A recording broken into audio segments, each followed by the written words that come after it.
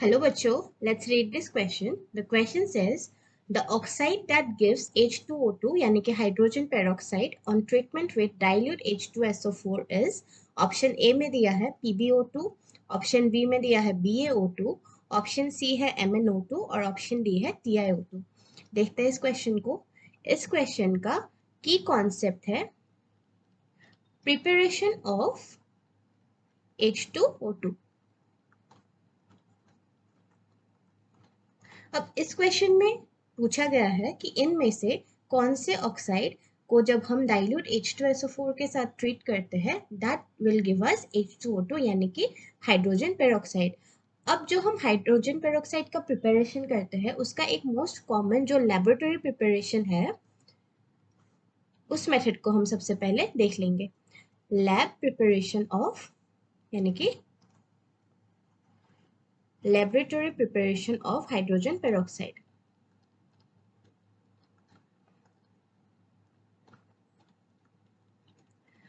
Lab में जब हम हाइड्रोजन पेरोक्साइड को प्रिपेयर करते हैं H2O2 is hydrogen peroxide. Okay,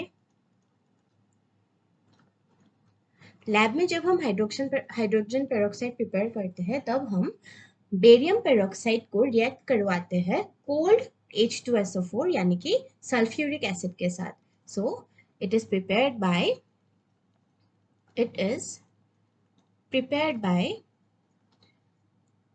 acidifying barium peroxide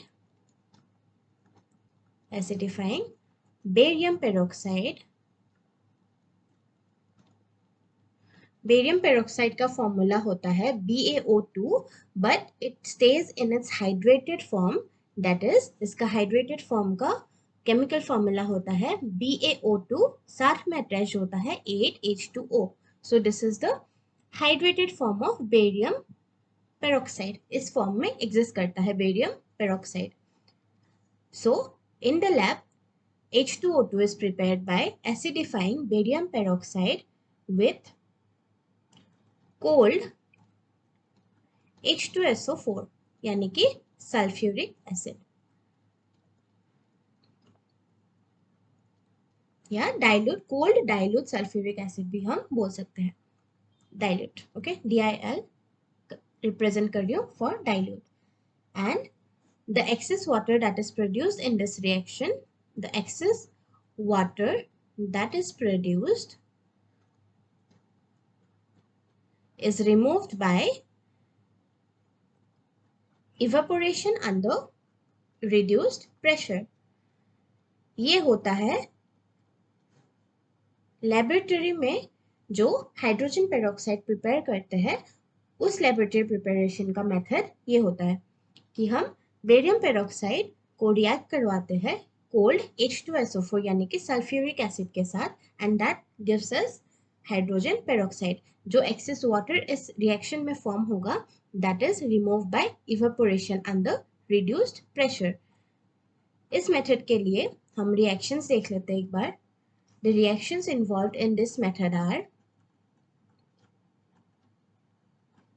the reaction involved is सबसे पहले हम लेते हैं BaO2 यानी कि बेरियम पेरोक्साइड जो कि हाइड्रेटेड फॉर्म में प्रेजेंट रहता है, इट्स अ सॉलिड.